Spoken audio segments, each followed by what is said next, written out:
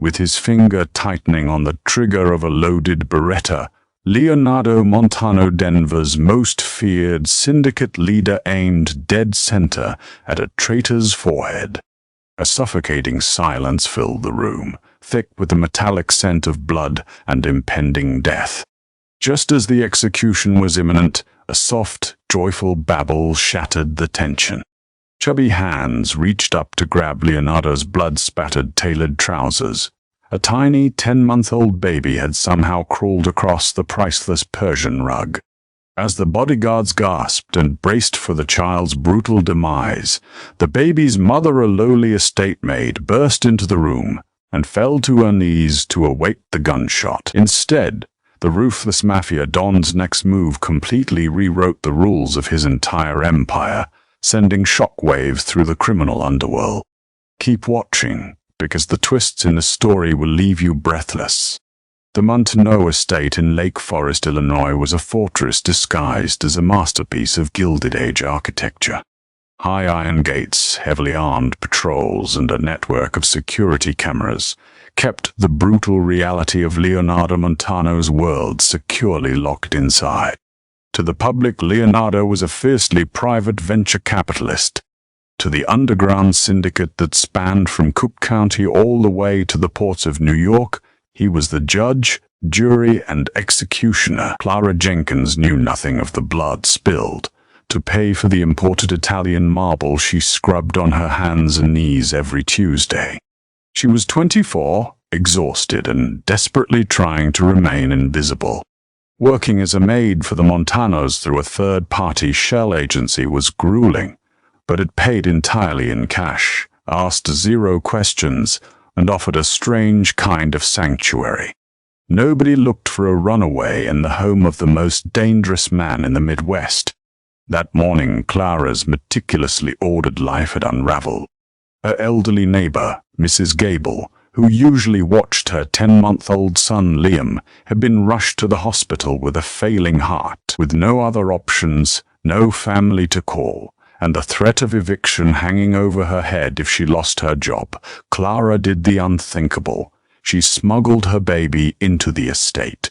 She had set up a small, makeshift playpen in a forgotten linen closet in the West Wing, far from the main halls. Liam was a quiet baby, content to chew on his plush teething ring. Clara checked on him every 15 minutes between dusting the expansive galleries and polishing the antique silver. "Just a little longer, my sweet boy," Clara had whispered, kissing his forehead before locking the closet door with a soft click, leaving it just a fraction of an inch ajar for air. But Liam had recently discovered he possessed a superpower. He could climb. At precisely 1:15 p.m., the atmosphere in the estate's grand study was suffocating. Leonardo Montano sat behind a massive mahogany desk, his icy blue eyes fixed on a man trembling in a chair before him.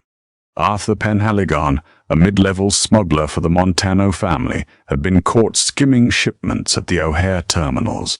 In Leonardo's world, theft was a betrayal, and betrayal had only one cure. Leonardo stood smoothing the front of his charcoal Brioni suit. He was 34, tall, and possessed a rugged, predatory grace that made men cower and women stare. But beneath the handsome exterior was a man carved from ice. Since the brutal murder of his younger brother a year ago, Leonardo had lost whatever fragments of mercy he once possessed. "You took 3 million, Arthur." Leonardo's voice was a low, resonant baritone that sent a chill through the sprawling room. "Mr. Montano, I swear to God, I was going to put it back. My wife, I don't care about your wife," Leonardo interrupted, pulling the sleek black Beretta from his shoulder holster. The two massive enforcers flanking the door, Matteo and Rocco, shifted their weight, their faces impassive. They had seen this 100 times. Leonardo walked around the desk, stopping just 3 feet from the sobbing man. He raised the weapon, aligning the sights with the center of Arthur's forehead. The silence in the room stretched thin and fragile as glass. Then the heavy oak door, which Matteo had failed to latch completely, creaked open. Nobody noticed at first. The men were entirely focused on the imminent execution. Down on the floor, unnoticed by the towering giants of the underworld, little Liam crawled over the threshold. The plush carpet muffled the sounds of his tiny knees hitting the floor. He ignored the trembling man in the chair. Instead, his bright, inquisitive eyes locked onto the shiny object in Leonardo's hand. Liam babbled a string of happy, nonsensical syllables and propelled himself forward. Leonardo's finger was a millimeter from breaking the trigger pull when he felt a sudden, sharp tug on his left pant leg. The mafia boss froze. His eyes darted downward.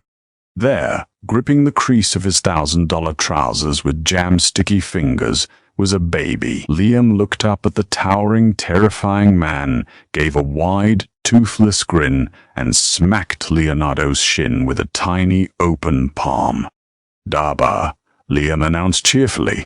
Matteo and Rocco instantly drew their weapons, pointing them down at the floor, their brains failing to process the threat level of a 30-pound infant. Arthur Penhaligon squeezed his eyes shut, sobbing harder, thinking he was hallucinating in his final moments. Before Leonardo could even blink, a terrified scream echoed from the hallway. Clara sprinted into the study, her maid's apron askew, her face drained of all color. She had realized the linen closet was empty just seconds prior. Seeing her baby at the feet of the Midwest's most ruthless killer, surrounded by drawn guns, her knees gave out. She crashed to the floor, scrambling across the carpet, throwing her body over her child, shielding Liam with her own back. "Please," Clara shrieked, a voice tearing from her throat. She looked up at Leonardo, tears streaming down her face. "Please, don't hurt him. Shoot me. Shoot me, but let him live. He doesn't know. He's just a baby. I beg you, sir. Please." The study was plunged back into a deafening silence, save for the ragged breathing of the terrified mother and the soft cooing of the baby beneath her. Time seemed to suspend itself in the grand study. Matteo's finger hovered over the trigger of his block, waiting for the nod from his boss. In the Mafia, unauthorized entry into a private execution was punishable by death, regardless of the intruder's age or status. Leonardo did not lower his gun, but his eyes narrowed, studying the hysterical woman cowering at his feet. She was wearing the standard gray uniform of the estate's cleaning staff. Her dark hair had escaped its messy bun, framing a face pale with absolute paralyzing terror. "Lower your weapons," Leonardo commanded softly. Matteo and Rocco hesitated for a fraction of a second before complying. Leonardo finally uncocked the Beretta and placed it on the edge of his desk. He looked at Arthur Penhaligon, who was staring at the scene in bewildered shock. "Get out," Leonardo said, his voice deadly calm. "If I see your face in Denver again, I will personally mail your limbs to your family in different boxes. Disappear." Arthur didn't need to be told twice. He scrambled out of the chair, nearly tripping over his own feet as he bolted from the room. Leonardo turned his attention back to the floor. Clara was still hovering over Liam, trembling violently, her eyes squeezed shut as if waiting for the bullet. "Get up," Leonardo ordered. Clara flinched, clutching her baby tighter to her chest. Liam, oblivious to the danger, squirmed in his mother's tight grip, whining in protest. "I said get up." Leonardo's tone left no room for defiance. Clara slowly pushed herself to her feet, her legs shaking so badly she could barely stand. She kept her eyes glued to the floor, her breathing shallow and panicked. Leonardo stepped closer. He was a foot taller than her, his presence suffocating. "Who are you?" "Clara," she stammered, a voice barely a whisper. "Clara Jenkins. I work for the cleaning agency." "I'm sorry, Mr. Montano. My sitter had an emergency, and I couldn't afford to miss the shift. I swear to God he won't make another sound. I'll take him and leave, and you'll never see us again." Leonardo didn't seem to hear her frantic apologies. His piercing gaze was fixed on the infant in her arms. Liam had stopped squirming and was staring back at Leonardo with wide, incredibly vivid blue eyes. Leonardo's breath hitched. A cold spike of adrenaline pierced his chest. He took another step forward, violating Clara's personal space. She instinctively backed away, but stopped when she hit the heavy wooden armchair. Leonardo reached out a large, calloused hand. "Don't," Clara whimpered, turning her body to shield the boy. "Hand him to me," Leonardo said. It wasn't a request. Clara looked up, meeting his eyes for the first time. She saw the absolute authority, the cold certainty that if she refused, he would simply take the child by force. With trembling arms, she slowly extended the baby toward the mafia boss. Leonardo took Liam. He held the baby awkwardly at first, as if handling an unexploded bomb. Liam, completely unfazed by the tension, reached out and grabbed Leonardo's silk tie, pulling it toward his mouth. Leonardo stared into the baby's eyes. The shade of blue was distinct icy, rimmed with a darker, stormy indigo. It was a genetic rarity. It was the exact shade of eyes that stared back at Leonardo in the mirror. It was the exact shade of eyes his murdered brother Dominic had possessed. With a sudden, urgent movement, Leonardo turned the baby's head to the side. He pushed back the soft tufts of brown hair, curling behind Liam's left ear. There it was, a small, pale birthmark shaped exactly like a crescent moon. The air rushed out of Leonardo's lungs. He felt as though the floor had vanished beneath him. He closed his eyes, fighting a sudden wave of dizziness. Dominic had the exact same mark. He used to tease his younger brother about it when they were kids, calling him Moon Boy. Leonardo opened his eyes and looked at the terrified Maid. The pieces snapped together with horrifying clarity. Dominic had always been the soft one, the brother who tried to distance himself from the family business. Before Dominic was blown to pieces by a car bomb planted by the rival Rossetti family, he had been acting strange, secretive. He had mentioned he was seeing someone, a civilian who knew nothing about the mafia. He had promised to introduce her to Leonardo once it was safe, but it was never safe. "You aren't Clara Jenkins," Leonardo said, his voice hollow, stripped of its usual commanding resonance. Clara swallowed hard, her eyes darting to the door. "Yes, I am." "Matteo?"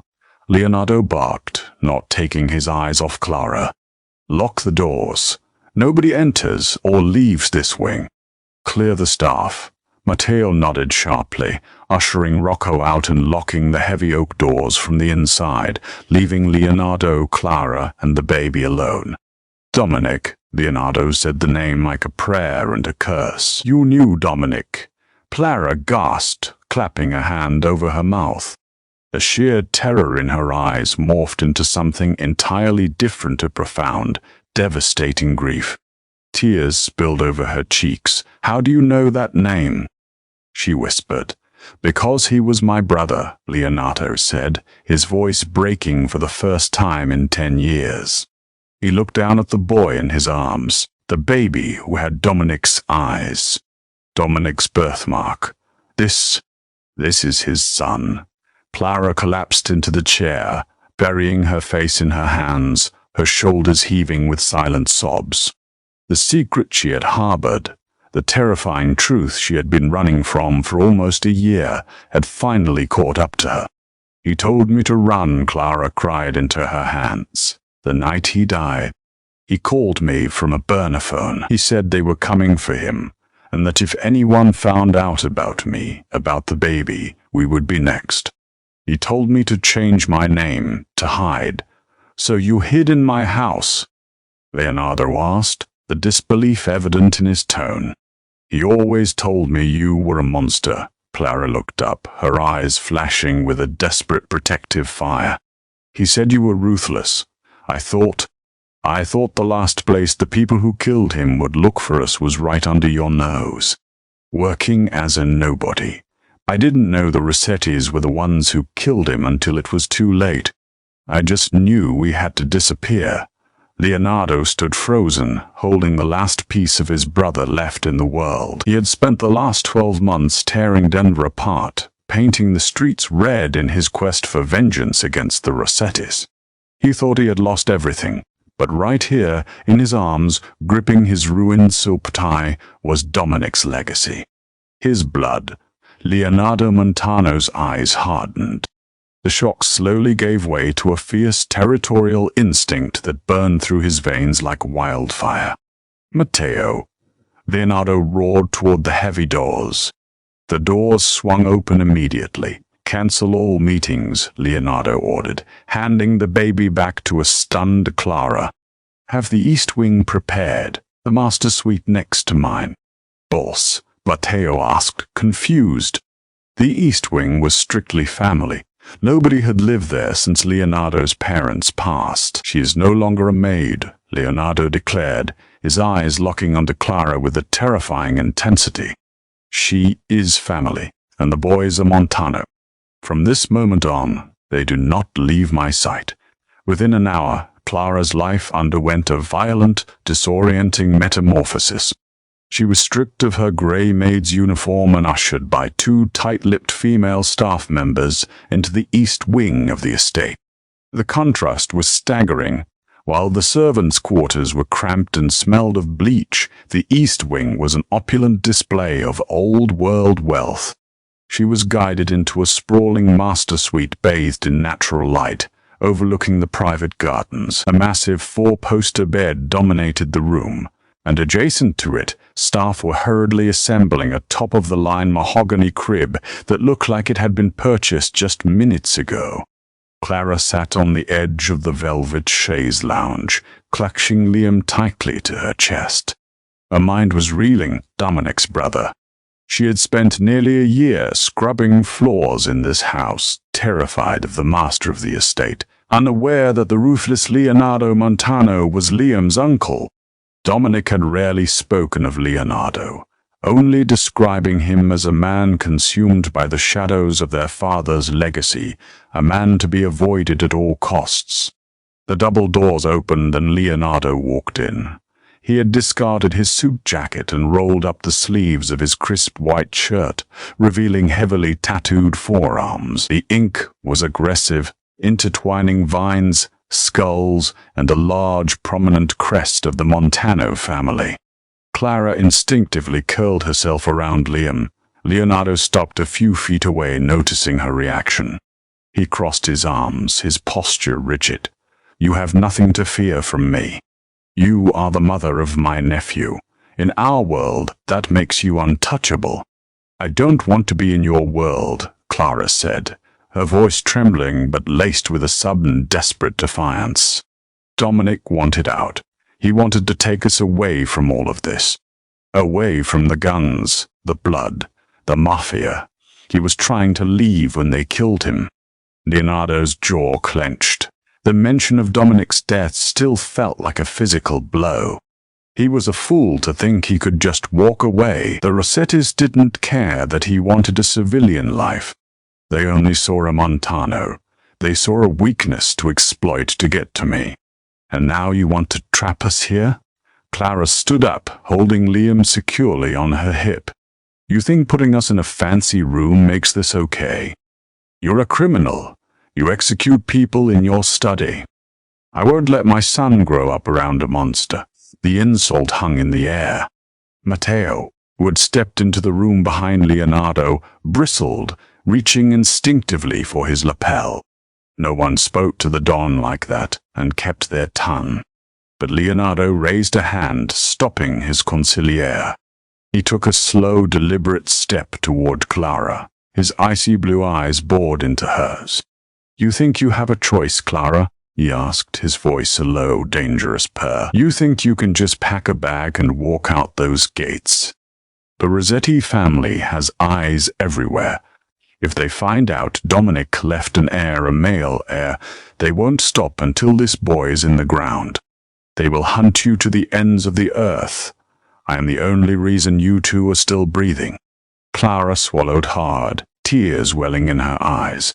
She knew he was right. She had lived the last year in paralyzing fear, jumping at shadows, terrified that every knock on her cheap apartment door before she moved into the staff quarters was a hitman. "So what?" she whispered, a tear slipping down her cheek. "We're just prisoners? Birds in a golden cage?" Leonardo's gaze dropped to Liam. The baby was staring at his uncle, completely mesmerized by the intricate tattoos on Leonardo's arms. Liam reached out a chubby hand, making a grabbing motion toward the dark ink. For a fleeting second, the impenetrable ice in Leonardo's eyes cracked. A look of profound, agonizing sadness flashed across his face, so quickly Clara thought she might have imagined it. He reached out and gently let Liam's tiny fingers wrap around his large, calloused thumb. "You are not prisoners," Leonardo said softly, his voice losing its harsh edge. "You are protected. I failed my brother. I didn't see the threat coming. I will not fail his son. He will be raised as a king. He will have everything Dominic was denied." "He needs a normal life," Clara argued, though the fight was leaving her body, replaced by a bone-deep exhaustion. "He needs parks, and other children, and a father." He has me," Leonardo stated flatly, pulling his thumb from the baby's grasp and stepping back. The wall of ice was back in place. "Matteo will arrange a new wardrobe for you. You will dine with me tonight at 8. We have much to discuss." With that, Leonardo turned and swept out of the room, leaving Clara alone in the opulent suite. The transition from invisible servant to the most protected woman in Denver was immediate and absolute. As the days bled into a week, Clara found herself living a surreal existence. She was treated with reverent fear by the very staff she used to take lunch breaks with. Rosa, the head housekeeper, who had once berated Clara for missing a spot on the chandelier, now bowed her head whenever Clara walked past. Leonardo was a phantom during the day, consumed by his brutal war against the Rossettis. But every evening at 8, without fail, he expected Clara and Liam in the formal dining room. The dinners were tense, quiet affairs. Leonardo would sit at the head of the impossibly long table, asking brief, clipped questions about Liam's day. What did he eat? Was the pediatrician satisfactory? Did the new tutors for his early development arrive on time? Clara answered him politely, keeping her walls high. She hated the man sitting across from her. She hated what he represented. Yet she couldn't ignore the way Leonardo looked at her son. Whenever Liam babbled or threw his pureed carrots across the table, Leonardo didn't yell. He would simply watch the boy, a strange, quiet reverence in his eyes, as if looking at a ghost. But the bubble of safety Leonardo promised was an illusion. In the criminal underworld, secrets are currency, and no secret stays buried forever. It happened on the 8th day. Clara had laid Liam down for his afternoon nap. She walked out to the private balcony adjoining her suite, seeking a moment of fresh air. When she returned to the bedroom, the temperature in the room seemed to have dropped by 10 degrees. She turned toward the massive 4-poster bed. Laying perfectly centered on the pristine white duvet, stark and terrifying, was a single black rose. Its thorns had been meticulously stripped, save for one, which pinned a small cream-colored card to the fabric. Clara's heart seized in her chest. She sprinted to the bed, her hand shaking as she pulled the card free.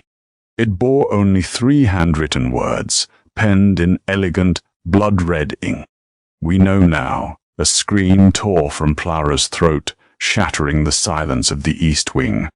Within seconds, heavy footsteps thundered down the hallway. Leonardo burst into the room, a gun already drawn, his eyes scanning for targets. He found Clara backed against the crib, shielding the sleeping baby with her body, pointing a trembling finger at the bed. Leonardo walked over, his eyes landing on the black rose. The signature calling card of Carmine the Viper Rossetti. Leonardo's face went deadly pale, and then, A terrifying, murderous rage contorted his features. The sanctuary was breached. There was a rat in his house. The war hadn't just escalated, it had crossed his threshold. "Matteo!" Leonardo roared, a sound so primal it made the glass in the windows vibrate. He turned to Clara, grabbing her by the shoulders, pulling her away from the crib. "Pack a bag, only the essentials. 5 minutes. Where are we going?" Clara cried, terrified by the sheer violence radiating from him. "We are leaving the estate," Leonardo said, his jaw locked, his eyes burning with a dark, lethal promise. "The Rossitists want to play a game of shadows. I'm going to drag them into the light and burn them alive."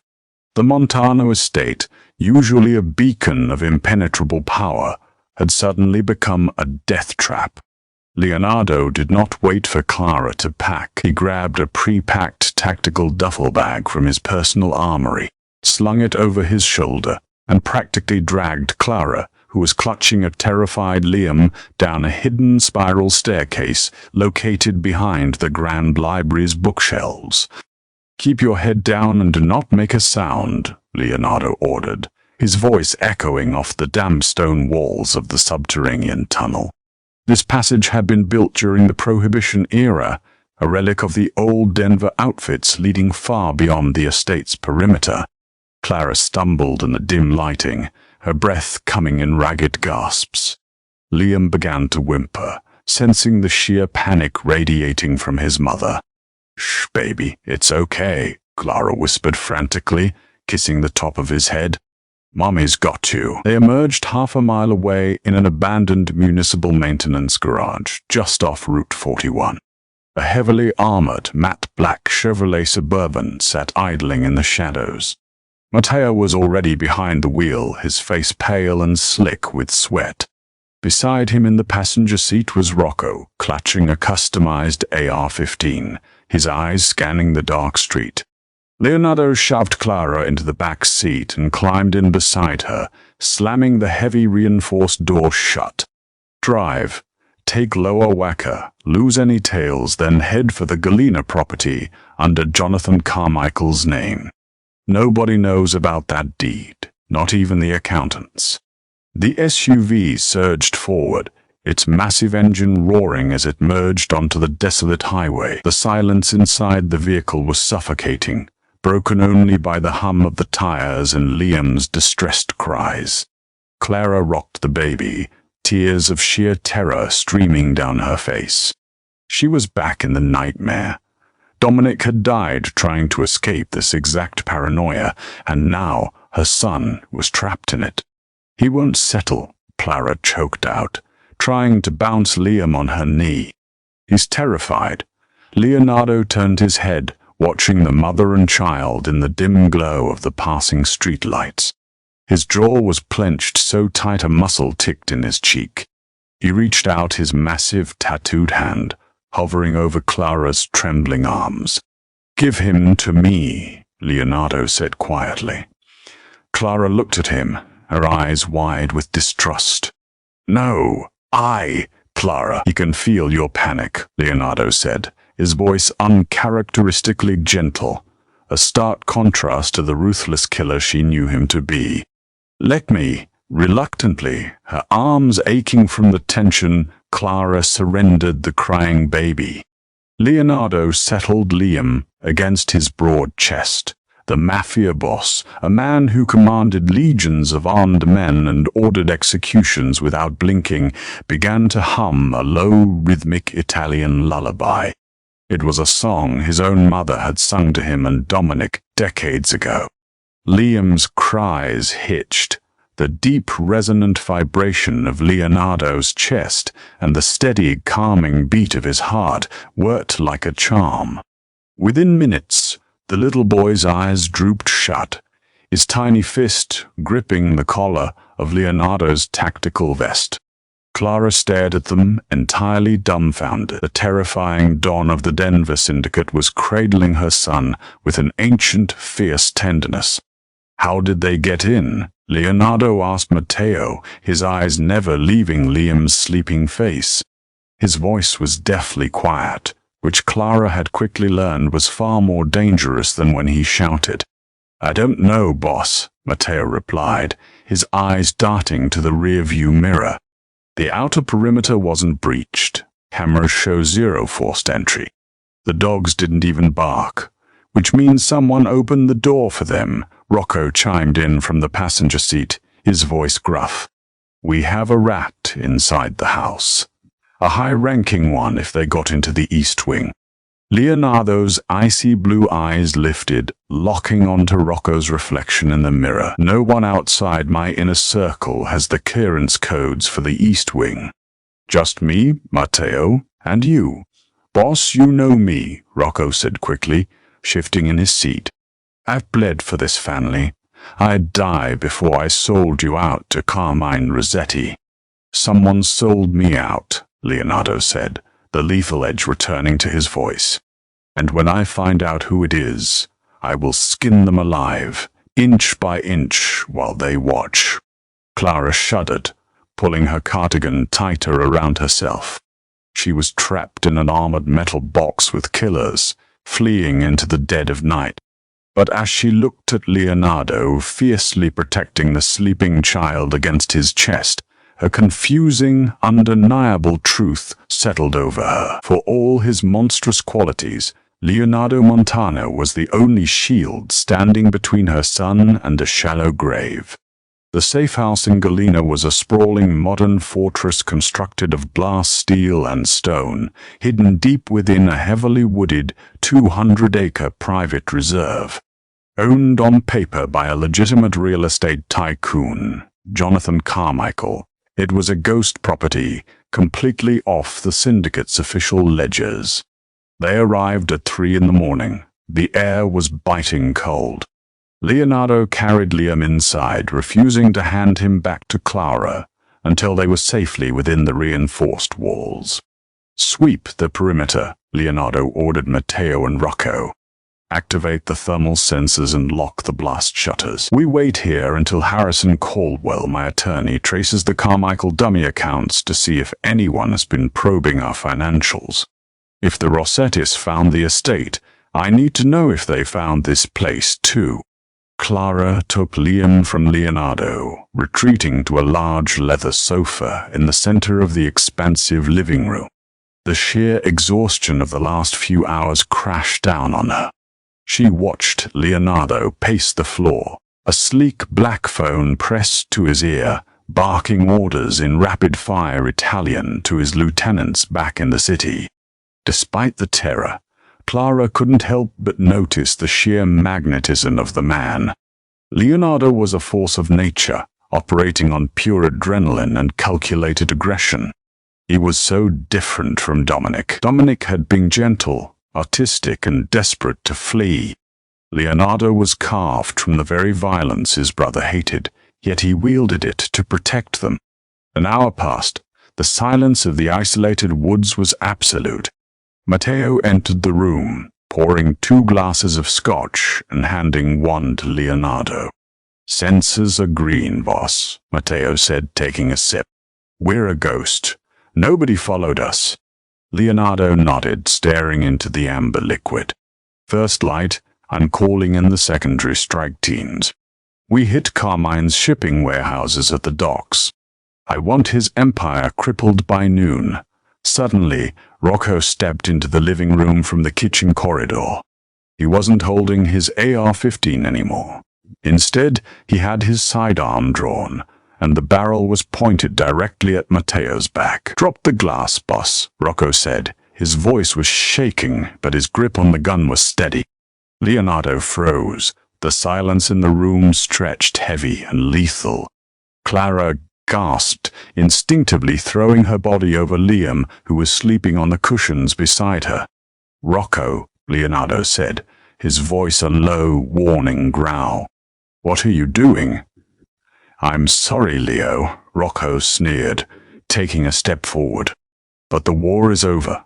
Carmine made me an offer I couldn't refuse. 5 million in offshore accounts, and the territory south of the river. All I had to do was leave the East Wing balcony door unlocked. You planted the rose, Clara whispered in horror.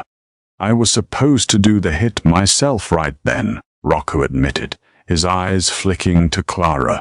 But the boss walked in too fast, so I texted Carmine the coordinates to this place on the drive over. His strike team is outside right now. They bypassed the thermals. As if on cue, the heavy steel-reinforced front door groaned under the impact of a massive battering ram. The blast shutters on the windows rattled violently. They're coming for the boy, Leo, Rocco said, sweat dripping down his face. Give me the kid, and Carmine said he'll let you walk away. A clean abdication. Leonardo didn't look at the door. He didn't look at Clara. His icy blue eyes were locked onto the man he had trusted for 10 years. You think Carmine leaves loose ends? Leonardo said, his voice entirely devoid of fear. He'll kill you the second you hand the boy over. I'll take my chances. Toss your weapon on the floor, Matteo. Now, Rocco yelled. Matteo slowly bent his knees, his hands raised, preparing to place his gun on the rug. But in that split second of distraction, Clara saw her opening. She wasn't a mafia soldier. She was a mother fighting for her child's life. Clara grabbed the heavy, solid crystal decanter of scotch from the coffee table next to her. With a primal scream, she hurled it with all her strength directly at Rocco's head. The heavy crystal smashed into the side of Rocco's skull with a sickening crack. He stumbled, his gun firing wildly into the ceiling as he fell. Leonardo moved with terrifying speed. Before Rocco could hit the floor, Leonardo closed the distance, kicking the gun from his hand and driving a brutal, incapacitating blow into Rocco's throat. The front door exploded inward with a deafening crash. 4 heavily armed men in black tactical gear flooded into the foyer. Get down! Leonardo roared to Clara, drawing his Beretta and firing in the same fluid motion. The living room erupted into a war zone. The deafening roar of gunfire shattered the expensive art and glass fixtures. Matteo dove behind the kitchen island, returning fire with his block. Leonardo stood his ground in front of Clara and Liam, a human shield made of tailored clothes and lethal precision. He dropped the first 2 intruders with single flawless shots to the head. But there were too many. A bullet grazed Leonardo's shoulder, tearing through his shirt and sending a spray of blood into the air. He didn't even flinch, dropping a 3rd man before his gun clicked empty. The 4th attacker raised his assault rifle, aiming squarely at Leonardo's chest. Clara didn't think. She acted on pure instinct. She snatched Rocco's dropped weapon from the rug. She had never fired a gun in her life, but Dominic had forced her to learn how to hold one. She aimed with shaking hands, squeezed her eyes shut, and pulled the trigger. The recoil threw her backward, but the bullet found its mark.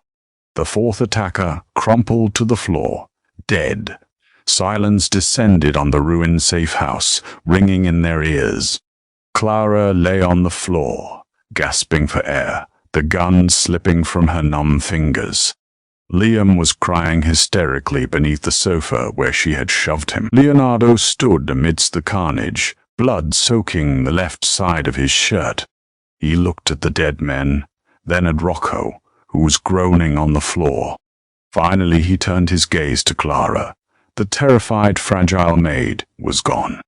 In her place was a woman who had just killed a man to save him. Leonardo walked over, ignoring his bleeding shoulder, and knelt beside her. He reached out, gently wiping a streak of soot and blood from Clara's cheek. The air between them crackled with an intense, undeniable electricity. It was no longer just about duty to his brother. A profound, consuming respect and a dark, possessive affection took root in Leonardo's heart. "You saved my life," Leonardo murmured, his voice thick with an emotion he had never allowed himself to feel. Clara looked up into his icy blue eyes, her breathing heavy. "Nobody touches my son," she whispered fiercely, "not even the devil himself." Leonardo offered her a blood-stained hand. Then it's time to show the devil what happens when he comes to our house. We're taking the fight to Carmine Rossetti, the dawn broker Vigilina, casting a harsh, unforgiving light on the ruined living room. The bodies of the hitmen lay where they had fallen, a grim testament to the violence of the night. Rocco, securely bound to a structural pillar in the basement, awaited Leonardo's judgment. Leonardo sat heavily on the leather sofa, wincing as Clara tightened a pressure bandage over the bullet graze on his shoulder. Matteo was on the phone, organizing an immediate evacuation and mobilizing the entire Montano syndicate for open warfare. "Hold still," Clara murmured, securing the medical tape. Her hands were surprisingly steady, a sharp contrast to the terrified Maid she had been 24 hours ago. Adrenaline and maternal instinct had forged her into something harder. Leonardo looked at her, his icy blue eyes studying the determined set of her jaw. "You handled yourself well," he rasped, his voice low. "I did what I had to do," Clara replied, her gaze meeting his. "Dominic always said you were the ruthless one, Leonardo. But he also said you were fiercely loyal to your own blood. We are your blood now. I need to know you are going to end this, so my son never has to look over his shoulder again." The raw honesty in her voice struck a chord deep within him.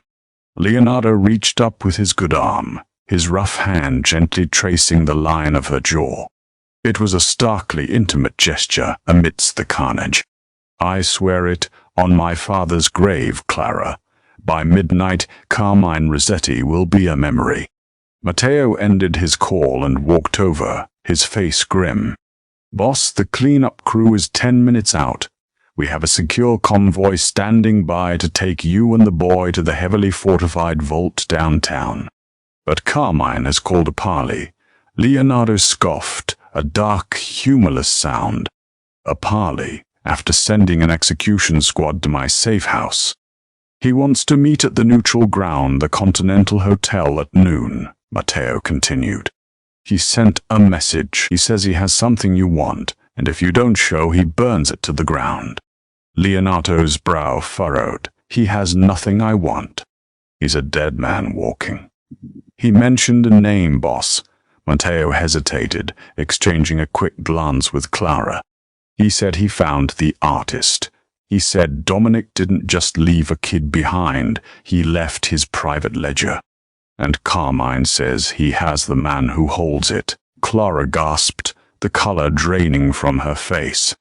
"Julian," she whispered in absolute horror. Leonardo's head snapped toward her. "Who is Julian?" "Dominic's best friend," Clara stammered, panic rising in her chest. "They were like brothers before Dominic died. Julian is a painter, an artist. He knew everything about Dominic's plan to escape. He helped forge the documents. If Carmine has Julian, he has all the details of Dominic's shadow accounts. Everything Dominic was trying to build for Liam. A dangerous, suffocating silence fell over the room. Leonardo processed the information with lethal calculation. If Carmine secured those funds, the Rossettis would have enough capital to bribe half the politicians and judges in Denver, making them untouchable. "We are going to the Continental," Leonardo declared, standing up and ignoring the pain radiating from his shoulder. "Leonardo, no," Clara protested, grabbing his arm. "It's a trap. Carmine wants you out in the open." "I know it's a trap," Leonardo said softly, looking down at her hand gripping his sleeve. He placed his hand over hers. "But he has leverage, and I need him in one place. You and Liam are going to the vault. Matteo will guard you with his life." "I'm coming with you," Clara said, the defiance flaring back to life. "Absolutely not. It is a war zone." "He has Julian," Clara shouted, tears springing to her eyes. "Julian is the only other person in this world who cared about Dominic. I won't let another innocent person die for this family. If you go alone, Carmine will kill you both."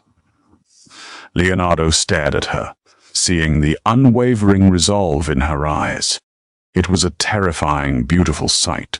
He saw the same fierce loyalty that had driven his brother, but tempered with a survivor's grit. "Matteo," Leonardo barked, making a split-second decision that defied all Mafia protocol. "Get her a vest. We leave in 5. The ride back to Denver was a blur of tactical planning and tense silence. They left Liam in the impenetrable underground vault beneath the Montano headquarters, guarded by 50 of Leonardo's most lethal enforcers. Clara sat in the back of the armored SUV, wearing a heavy Kevlar vest over her clothes, a compact Glock 19 resting on her lap. She felt like an imposter, a civilian playing soldier in a deadly game. But the thought of Liam's future and Julian's life steeled her nerves. The Continental Hotel was neutral ground for the syndicates, a place where business was conducted without bloodshed, enforced by a brutal ancient code. However, open warfare had a way of rewriting the rules. They arrived at noon. The grand lobby was eerily empty, the usual opulent patrons replaced by heavily armed men in sharp suits. Carmine Rossetti's soldiers stood on one side of the vast marble-floored room, while Leonardo's men filed in behind him, their weapons concealed but ready. Carmine Rossetti stood by the grand staircase.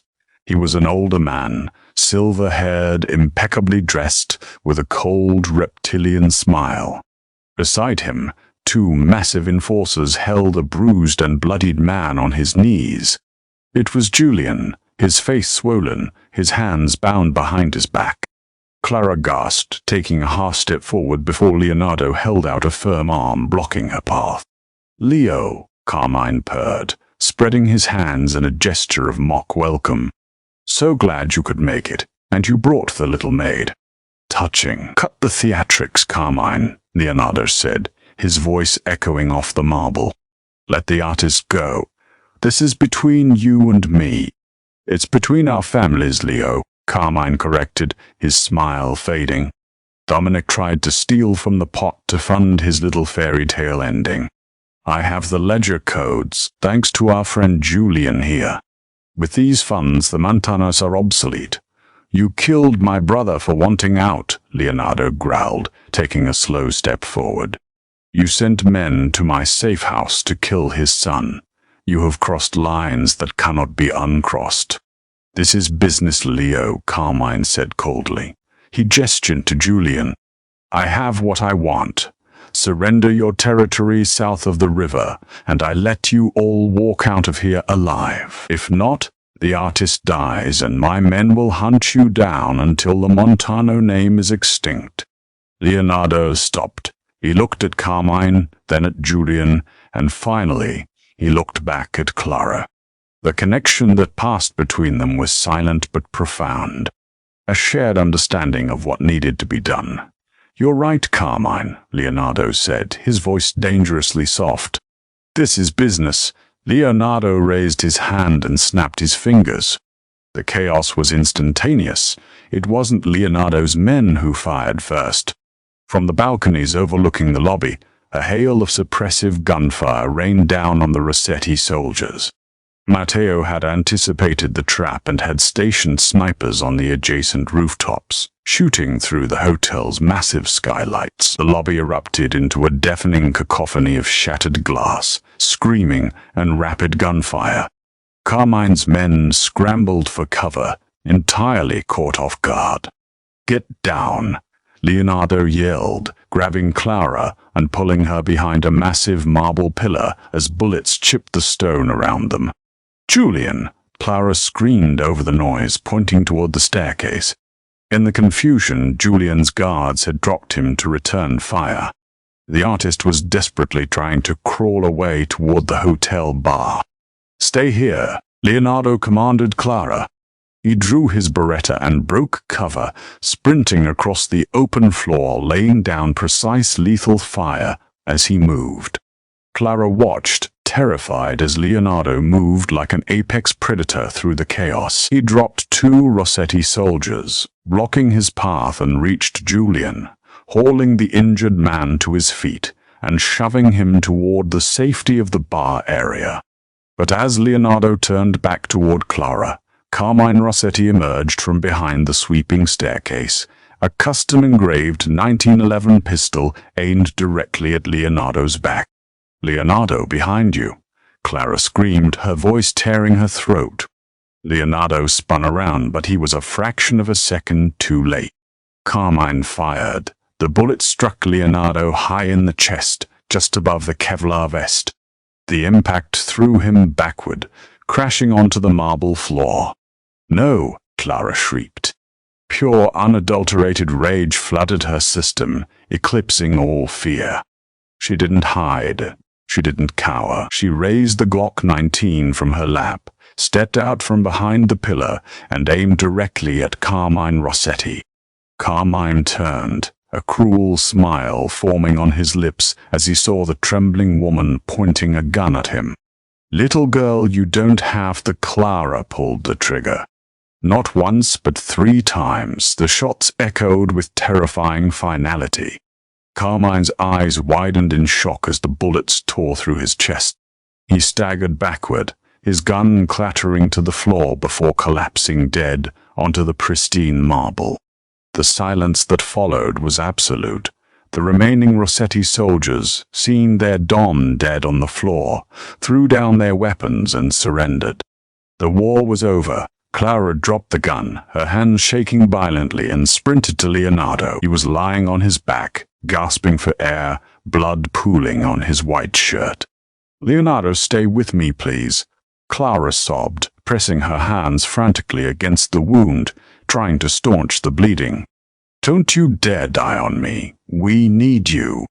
"Leon needs you." Leonardo looked up at her, a weak, blood-stained smile touching his lips.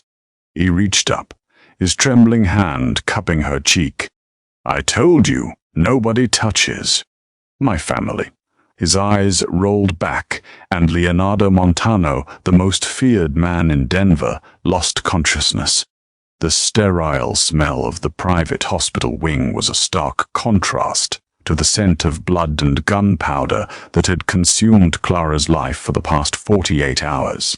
She sat in an uncomfortable plastic chair next to the bed, holding Leonardo's hand tightly in hers. It had been a brutal surgery. The bullet had missed his heart by millimeters.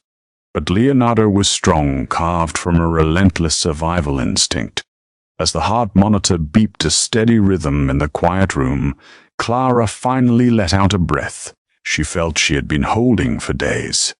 Beside her, in a portable bassinet brought in by the nurses, Liam slept peacefully, completely unaware of the empire that had just been rebuilt in his name. The door opened softly and Matteo walked in, looking exhausted but victorious. "The streets are quiet, Clara. With Carmine gone, the Rossetti capos have surrendered. They are offering full capitulation. The city is ours." Clara looked at the sleeping Don. "Not mine, Matteo. His." A low, raspy voice broke the silence. "Ours," Clara gasped, jumping up as Leonardo's icy blue eyes fluttered open. He looked weak, pale, but the commanding presence was already returning. He squeezed her hand, a surprising strength in his grip. "You shot him," Leonardo murmured, a ghost of a smirk on his lips. "You killed the head of the Rossetti family." "I did what I had to do," Clara repeated, a tear slipping down her cheek. "To protect my family." Leonardo's gaze softened, a profound tenderness replacing the usual ice. He slowly turned his head to look at the bassinet, where Liam was beginning to stir, babbling softly in his sleep. "The war is over, Clara," Leonardo said, his voice steady despite the pain. "Dominic's ledger is secure. The threat is gone. You don't have to run anymore. You don't have to hide in closets or scrub floors." Clara looked down at him, the reality of her new life crashing over her. She was no longer just Clara Jenkins, the terrified maid. She was the mother of the Montano heir, the woman who had saved the Don's life. She had earned her place in this violent, complex world, not by blood, but by fire. "I'm not running," Clara said, her voice filled with a quiet, unshakable strength. She reached out and gently brushed a strand of dark hair from Leonardo's forehead. "We are staying right here." Leonardo's smile deepened. He pulled her hand to his lips, kissing her knuckles with a fierce, possessive reverence. 6 months later, the Montano estate in Lake Forest was no longer just a fortress. It was a home. The heavy gloom that had hung over the property since Dominic's death had lifted. The grand study, once a place of executions and fear, had been transformed. The large mahogany desk remained, but the corner was now occupied by a sprawling playpen filled with brightly colored toys. Leonardo Montano sat in his leather chair, reviewing shipping manifests, his tailored suit jacket draped over the back. He looked up as the heavy oak doors opened. Clara walked in, radiant in a simple silk dress, carrying a newly walking Liam on her hip. Liam immediately squirmed to be put down. The moment his feet hit the floor, the toddler practically sprinted across the Persian rug, making a beeline for the massive desk.